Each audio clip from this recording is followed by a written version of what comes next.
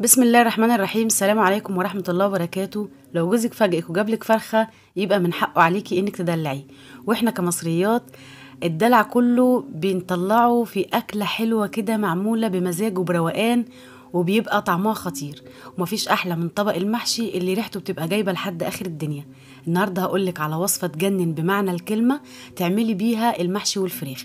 بجد وصفة ممتازة جدا جدا، لو جربتيها هتدمنيها وهتدعيلي، وهسمع دعوتك وانا قاعدة هنا وهقولك امين. زي ما انتوا شايفين كده، اختصارا للوقت طبعا الفيديو معلش طويل شوية. انا سلقت الكرنبايه بتاعتي، ابتديت بيها الاول وبعد كده قطعت الورق بتاعها زي ما انتوا شايفين كده شرايح، ومش بقطعه اكتر من كده غير وانا بحشي وهوريكم. يعني هحشي بس صباعين كده معاكم وهوريكم. ده بالنسبه لي. لو انت حابه ان انت تقطعيها زي كده وتقطعيها شرايح وبعد كده تقطعيها ورق على قد الحشوه، براحتك خالص وانت حره في الطريقه اللي انت بتعمليها. خلاص خلصت الكرنبايه بتاعتي، وابتديت دلوقتي كمان غسلت الخضره بتاعتي غسله كويسه جدا، وابتديت كمان اني انا اخرطها. انا عن نفسي بغسل الخضره مرتين، مره قبل ما بقطعها ومره بعد ما بخرطها بحطها في مصفى، وباخدها شويه كمان كده تحت الحنفيه علشان لو فيها اي رمله او اي طينه اتاكد ان هي نزلت تماما.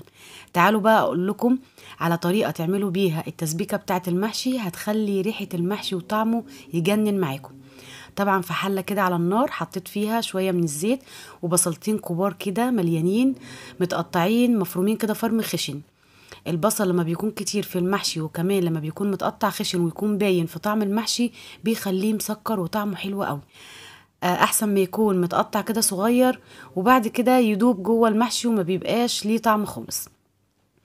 اول البصله ما تغلي على طول مع الزيت، ما تستنيش ولا تدبل ولا تحمر ولا اي حاجه خالص، هتحطي عليها البهارات والتوابل اللي انت متعوده تحطيها على المحشي.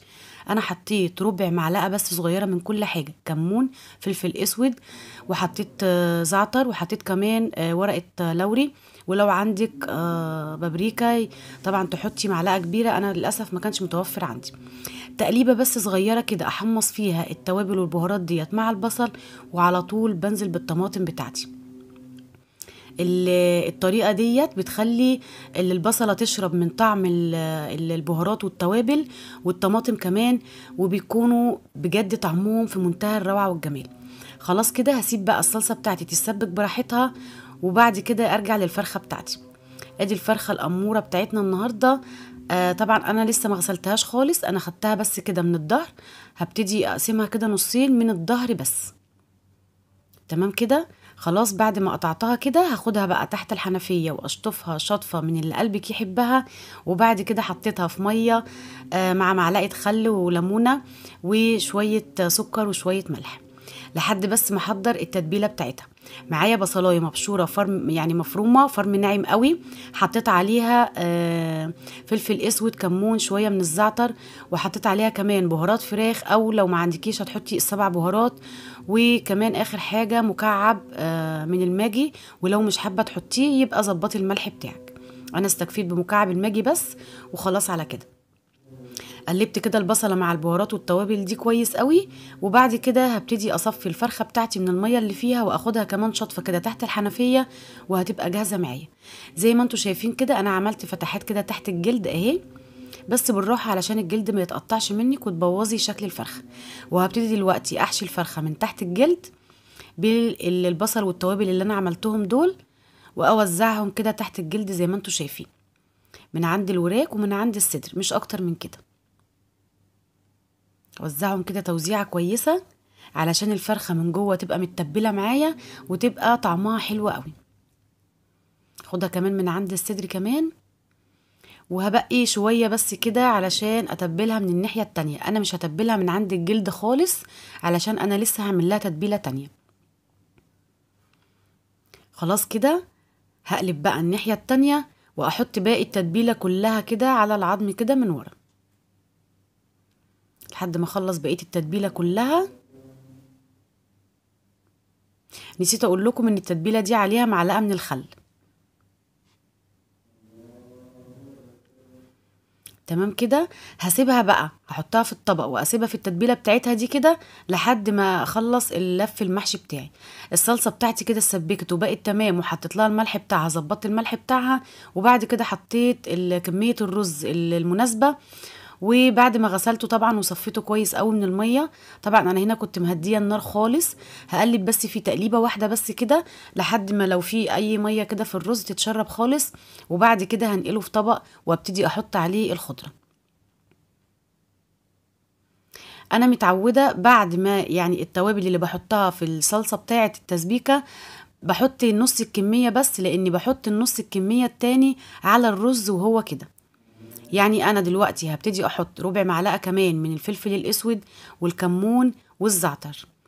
انا بحب قوي اعمل الحركه ديت، بتخلي المحشي لما بتيجي تاكليه بتحسي فيه بطعم التوابل. طبعا انا مش ببقى مكتره قوي، بس بجد بيبقى طعمه حلو قوي. يعني انت لو هتحطي في كل المحشي نص معلقه صغيره من اي بهارات، خليها ربع بس في الاول، والربع التاني حطيه على الرز كده قبل ما تحشي على طول. تمام كده، الخلطة خلاص بتاعت المحشي جاهزة معايا، وهبتدي بقى دلوقتي احشي. هجيب الصينية بتاعتي وهحط عليها كده في القعر من تحت طرنشات من البصل والطماطم، بتدي طعم مميز وجميل جدا جدا للمحشي.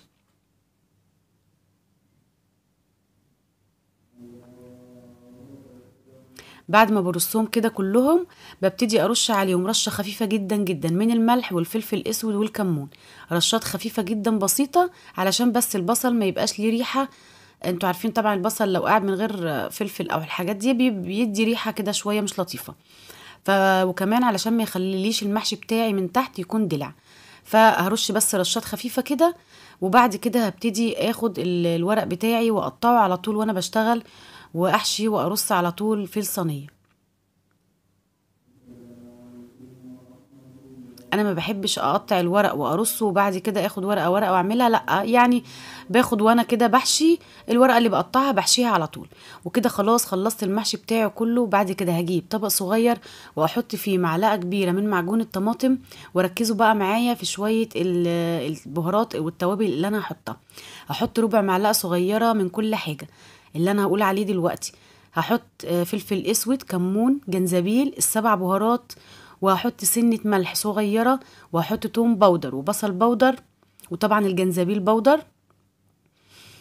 بعد كده وهحط كمان معلقة، يعني حوالي معلقة كبيرة من الصويا صوص، وكمان معلقة كبيرة من الزيت. هقلبهم كويس مع بعض. وبعد كده اخر حاجة هحطها، هحط حوالي معلقتين كبار من عصير البرتقال الفريش. مش متوفر عندك البرتقال يبقى تحطي عصرة ليمونة كاملة، او معلقة كبيرة من الخل. تمام كده، خلاص التتبيلة كده جاهزة معايا. هبتدي بقى دلوقتي اجيب الشبكة بتاعة الفرن واحطها فوق الصينية كده، اظبطها عليها. وبعد كده هجيب الفرخة بتاعتي واحطها كده في النص بالظبط، بحيث ان هي تكون فوق الصينية بالظبط. جربوا الطريقة دي، متأكدة ان انتوا هتدعولي وهسمع الدعوة وانا قاعدة هنا وهقول لكم امين. بجد طريقة تجنن بمعنى الكلمة. حطيت كده الفرخة بتاعتي في نص الصينية بالظبط، وهبتدي دلوقتي ادهنها او اغلفها بالتتبيلة اللي ريحتها تجنن ديت من قبل حتى ما احطها على الفرخة.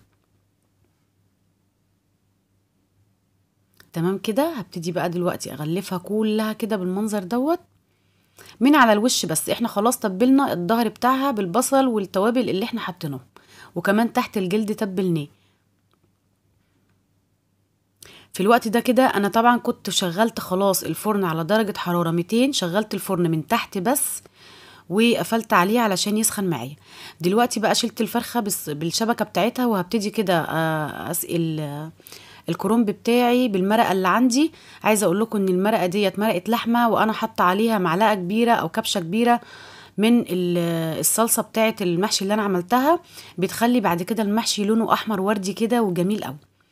خلاص كده تمام. بعد كده رجعت الفرخة تاني بالشبكة بتاعتها على الصينية، وهبتدي دلوقتي اغلفها كويس بالورق الزبدة، وبعد كده بورق الفويل اكمرها بقى كلها كده الفرخة بالصينية زي ما انتوا شايفين كده من الجنبين. انا لقيت الجنب التاني هيبقى برضو مفتوح من الجناب، فحطيت كمان ورقة الفها كويس جدا جدا.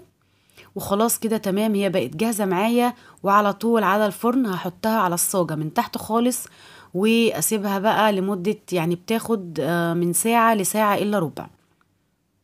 المحشي هيستوي وهيبقى يجنن، وكمان الفرخة هتستوي وهتبقى زي الزبدة. عايزة اقول لكم على حاجة، اني انا واول ما المحشي لقيته خلاص استوى والفرخة كمان استوت، لقيت الفرخة لسه محتاجة كمان لون، فشلت من عليها ورق الزبدة وورق الفويل وسبتها تحت الشواية دقيقة واحدة بس كده لحد ما خدت اللون المطلوب معايا. الفرخة مستوية جدا، انا بس مش عايزة اقطعها، معلش سامحوني، علشان بس عايزاها تتحط على السفرة كده بنفس شكلها دوت. بس صدقوني هي مستوية طبعا، انتوا شفتوا لما غرست فيها الشوكة دخلت بكل سهولة خالص. وزي ما انتوا شايفين كمان المحشي مستوي وريحته جابت لآخر الدنيا، وكمان الرز جواه مفلفل وجميل جدا بجد. الطريقة تحفة تحفة تحفة، جربوها وانا متأكدة ان انتوا هتدمنوها. تعالوا بقى بينا كده نقلب المحشي ونشوفه عامل ازاي. شايفين المحشي متساوي وزي العسل وتحفة. وطبعا كل الفرخة كل البهاريز اللي فيها نزلتها على المحشي وجديت له طعم في منتهى الروعة والجمال. طبعا سخنة جدا جدا، انا طلعتها كانت الصينية بتتكتك، المحشي كان لسه بيبقبق كده وبيتكتك من السخونية. المحشي مش بيتاكل غير وهو كده لسه خارج من على البوتاجاز او من الفرن، يتحط على السفرة على طول. شايفين الجمال؟ بجد روعة روعة وريحته تجنن. خلينا بقى كده نشيل البصل والطماطم دول، حابين تاكلوهم خلوهم. نبتدي نشيلهم كده ونحط عليها الفرخة وتتقدم كده، وتبقي فعلا دلعتي جوزك ودلعتي عيالك بأحلى أكلة وأسهل أكلة. بجد طعمها في منتهى الروعة والجمال، والله جوزك هيبوس ايدك بجد. المحشي والفراخ طعمهم في منتهى الجمال. جربوها وان شاء الله باذن الله هتعجبكم، الطريقه هتعجبكم، وبعد كده مش هتعملوا المحشي غير بنفس الطريقه. اتمنى الفيديو النهارده يكون نال على اعجابكم، واتمنى تكونوا استفدتوا منه باي حاجه. ولو بتشوفوني على اليوتيوب ما تنسوش تعملوا لي اللايك وتشيروا الفيديو علشان يوصل لاكبر عدد ممكن، علشان القناه تكبر بيكم. واشوفكم على خير في فيديو جديد ان شاء الله، والسلام عليكم ورحمه الله وبركاته.